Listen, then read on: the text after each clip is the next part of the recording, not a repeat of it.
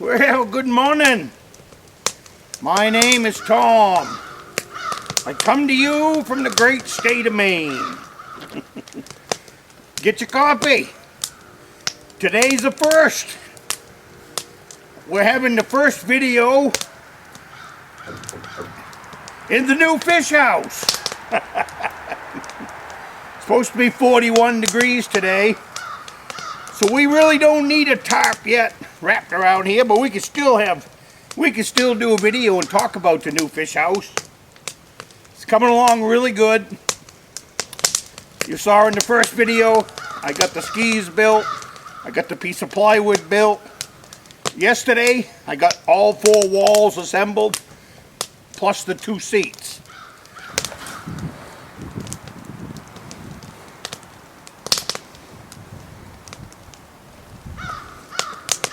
So today is come in and frame in the windows. Big picture window over here.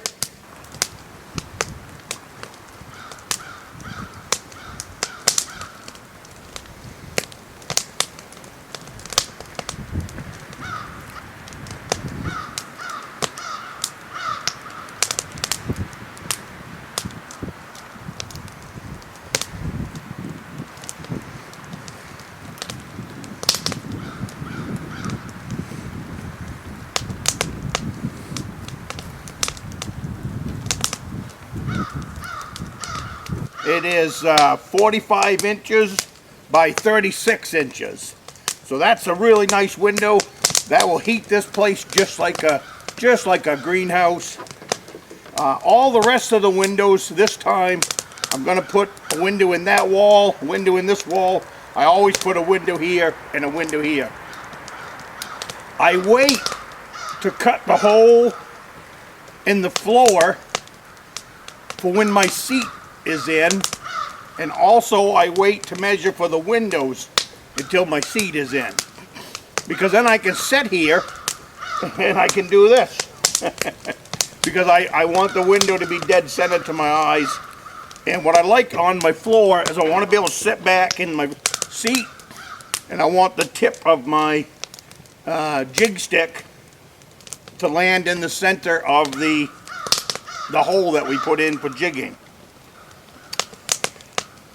The 6 feet, this shack is 40 inches wide and inside dimension is 6 feet. So there's not a lot of room in here, but what I do is I will hold the fish hole that way a little so it's a little bit more comfortable. And the other thing that I do, this is a 2-man fish house, or if I'm by myself, then I can put a table in here. So what I do is I just have a couple of boards that are handy, that are about, yay high, halfway up. I will put in a small table, and that will help me in making my fish chowders. But this morning, while I was having coffee, I want to talk about the materials list, because I'm sure before we get too far down this road, there's going to be some questions on the materials list.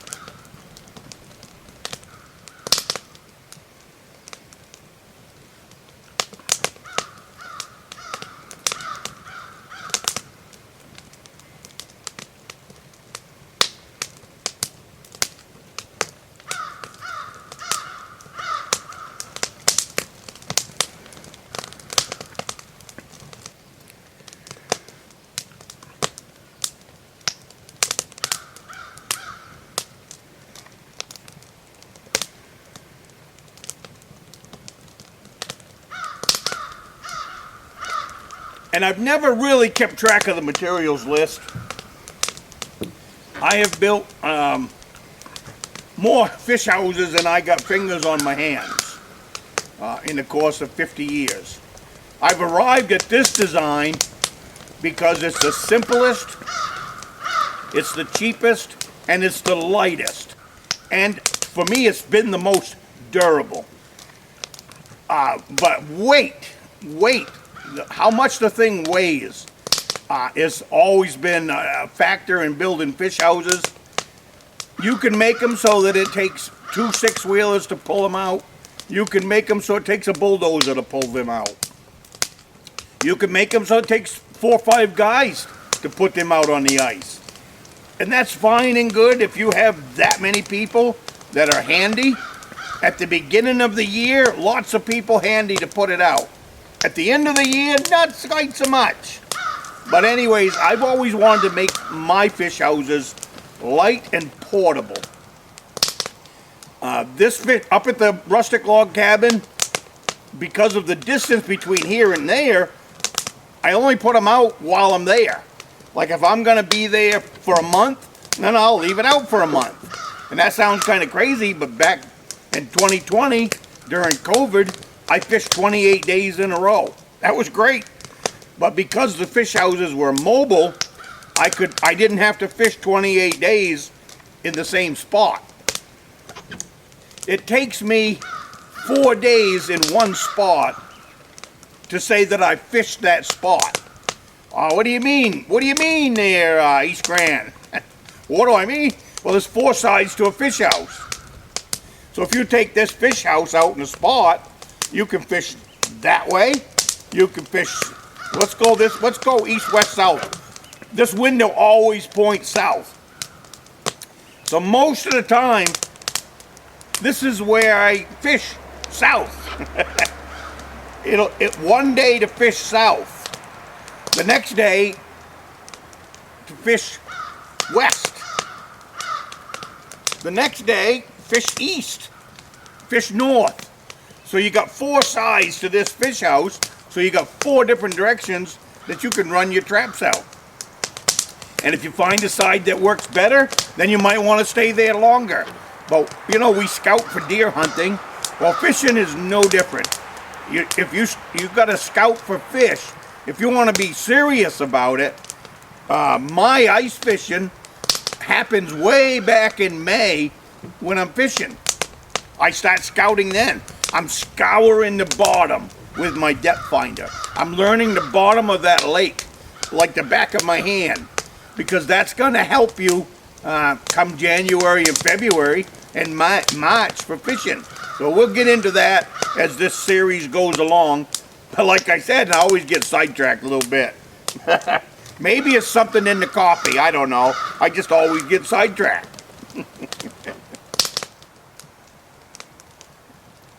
Materials list. That's where we started out.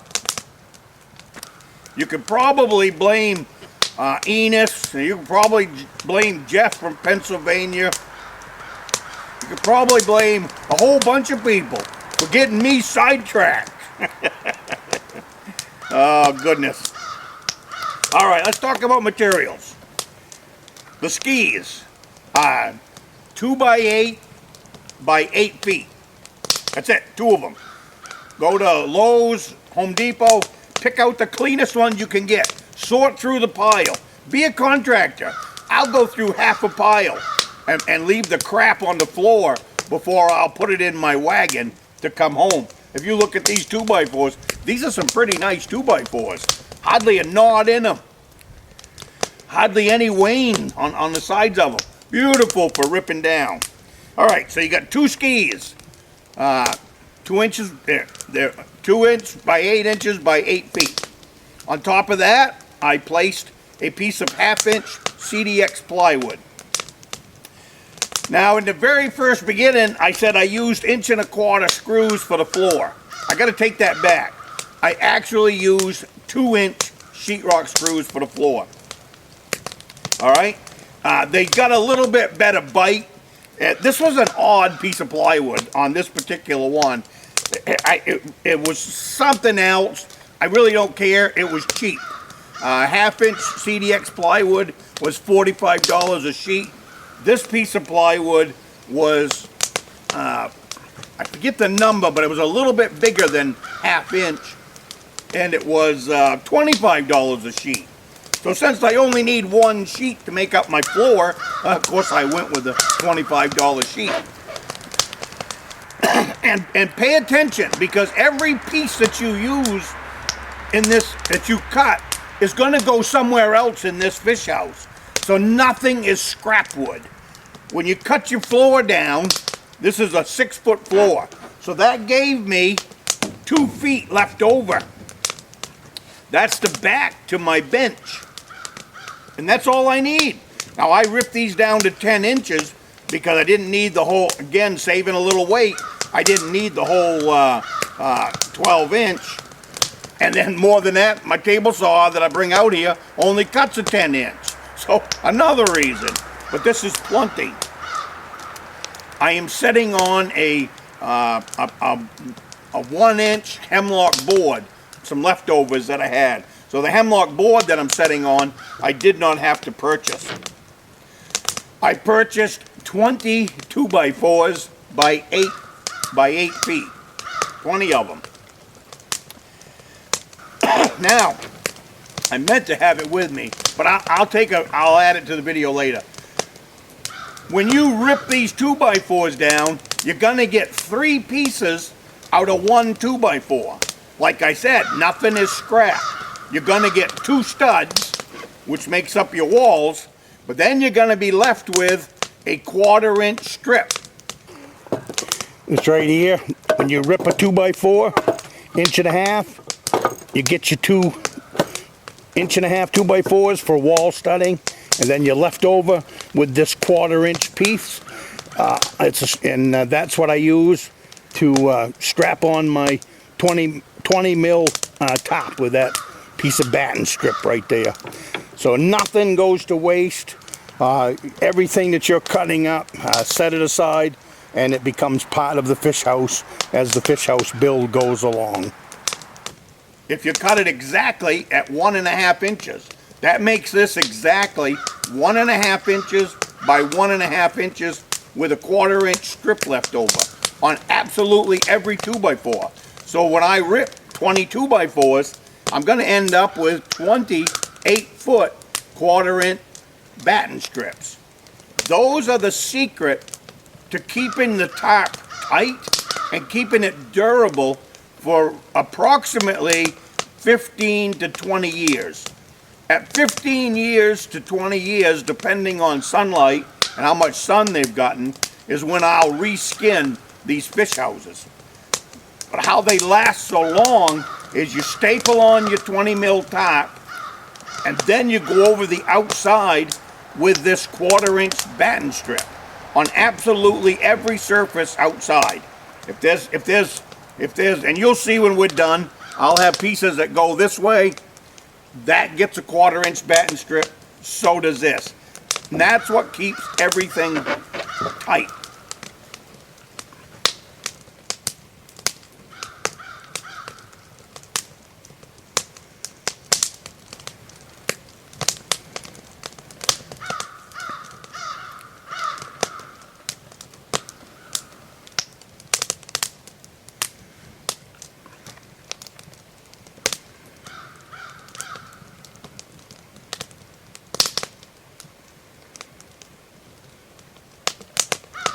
Now say you get a hole in your top. You don't have to change a whole wall. You can, like there'll be a piece across here. Say I got a hole right here. All I gotta do is take off the outside batten strips and either staple on another one, put the batten strips back on, or cut the bad spot out.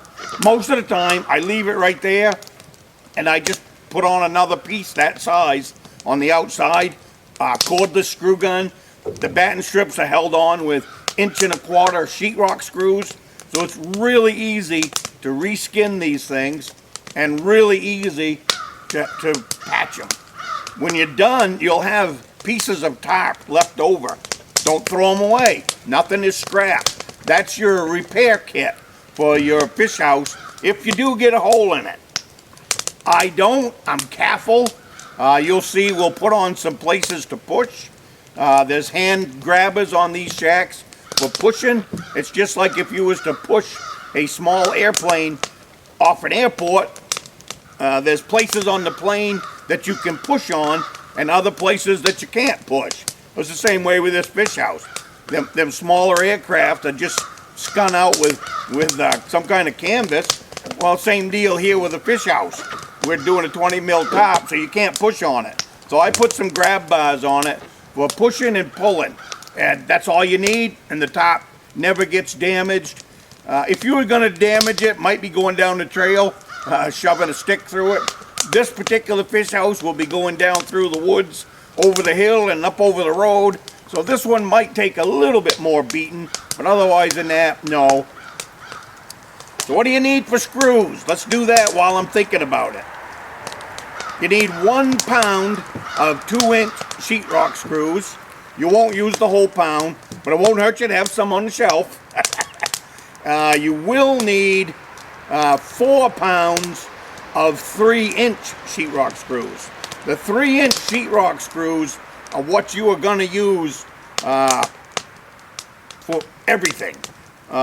Every one of these studs has got 2 3-inch screws on both ends. So you're using 4 screws per stud, but that makes this thing so rugged. It's unbelievable. It's just like the backs of this seat. The backs of this seat are actually the truss. So that, see how that's rugged? That's because of this piece of plywood with nothing else other than that piece of plywood. When you put a building together, you know, you can rack it left or right. But if you put stuff like this in here, that's like putting a brace in. You need the back for your seat, you need the brace. So it's an excellent piece to add to the fish house without adding enormous amounts of weight. So we covered the 3-inch sheetrock screws. The plywood on the floor was put on with 2-inch sheetrock screws. All of these are 3-inch sheetrock screws. Oh yeah, and the batten strips, you'll need about 1 pound of 1¼ inch sheetrock screws. Why do I want sheetrock screws? Because when you're drilling them, they hold together. You don't strip out the Phillips head on a sheetrock screw. And I've been building fish houses with sheetrock screws for 50 years, so they don't rot out on you. They're just a plain, and used to be they were dirt cheap, but a lot of the stuff in the hardware store built with soft metal, and you just strip them out when you're trying to build, so I don't do that. The other thing you'll want to do is pre-drill each hole. I run a drill, electric drill for running my drill bit, and then I run a cordless drill for putting in the screws. It's a finished bit is what I'm using. It's not the actual bit that matters. What matters is there is a like a chamfer bit on the end of it that forms the head of the screw.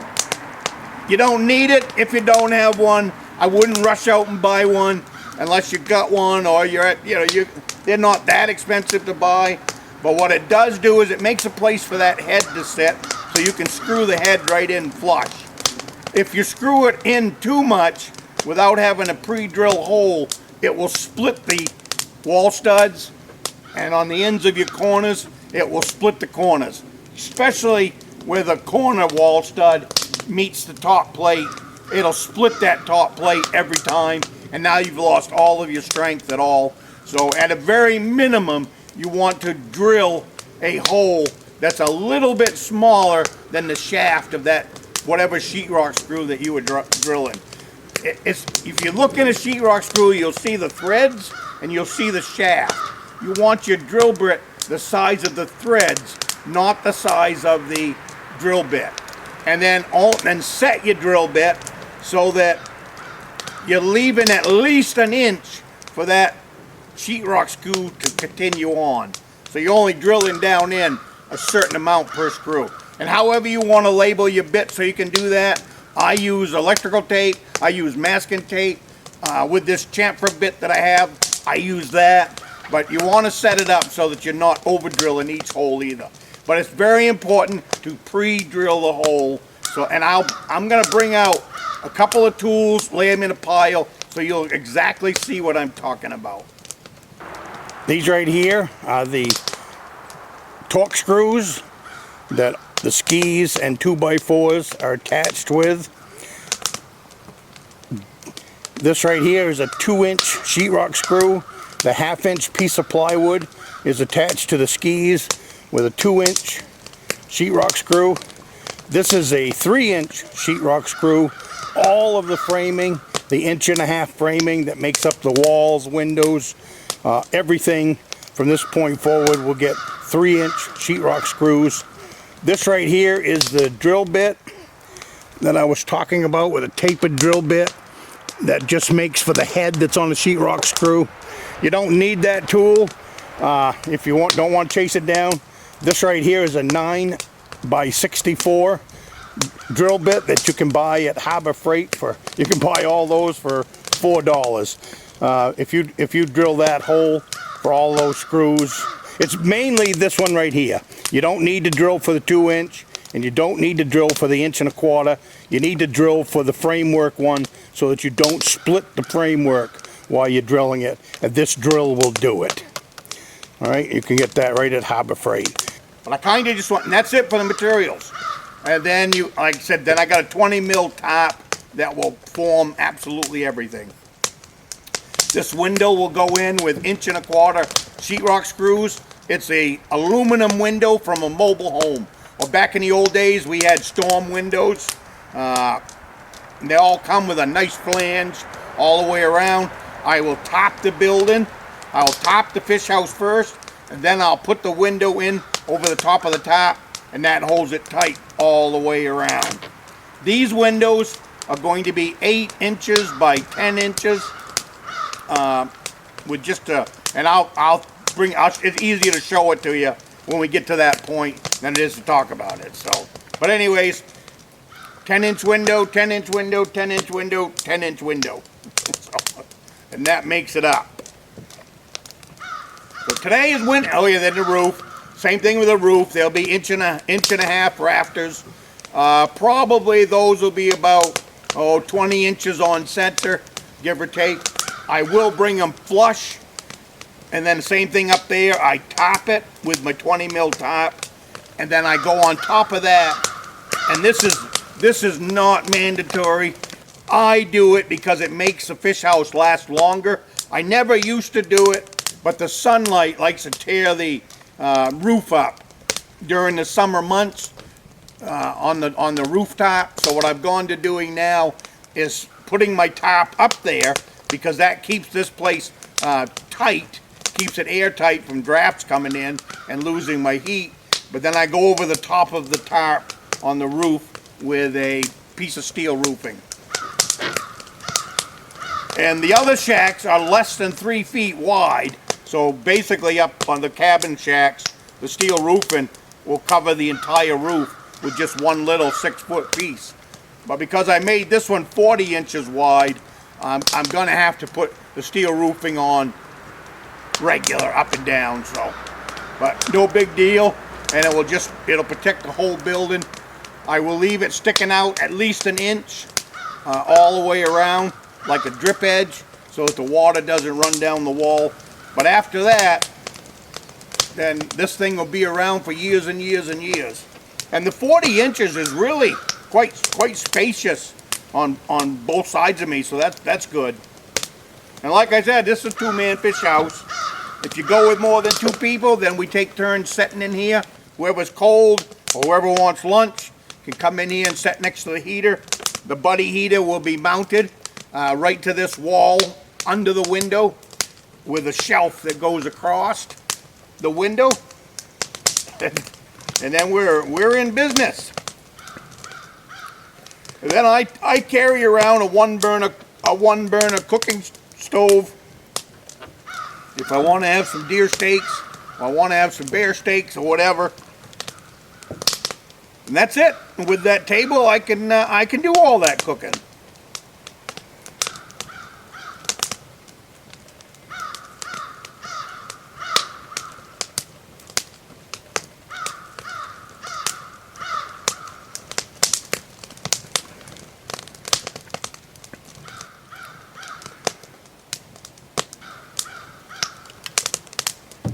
If I'm going to be cusk fishing at night, I also bring out a piece of 2-inch blue styrofoam.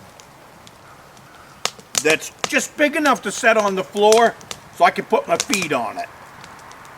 And by doing that, it does make your feet a little bit warmer if you're going to sit out there in the fish house, you know, until midnight, 1 o'clock, whatever.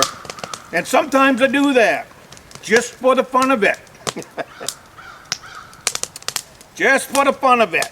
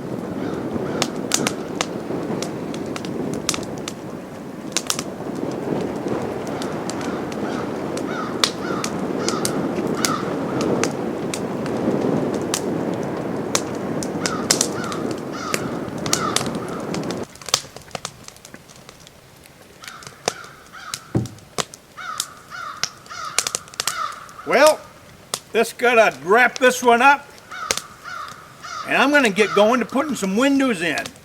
The windows are the fun part. Once that floor is built, the rest of it's a cakewalk. But I know 45 is, he's got a couple of boys, and they've been asking questions about this. Nice, and he's carpenter too, so nice little project for him and his boys. And a bunch of other people. I can't remember all the names that the different people have been asking questions about this. So, and we'll answer some other questions. I had some questions come in about depth fishing, them kind of questions. I'm gonna address those one at a time throughout this build. I don't imagine this will be a long series, but it'll be where we build it and take it out and use it and all that. So we'll keep her going, and different times I'll just sit down and have coffee and we'll talk fishing for a minute. It's fishing season now. And when this fishing season comes to an end, then we start talking about open water fishing. Open water fishing and ice fishing in my world go hand in hand. I combine them both because knowledge is king. And the more you know about your fishing lake, you're just plain gonna do better. That's all. Learn, learn, learn, learn, learn. Alrighty, you guys have a great day, and I will see you in the next one.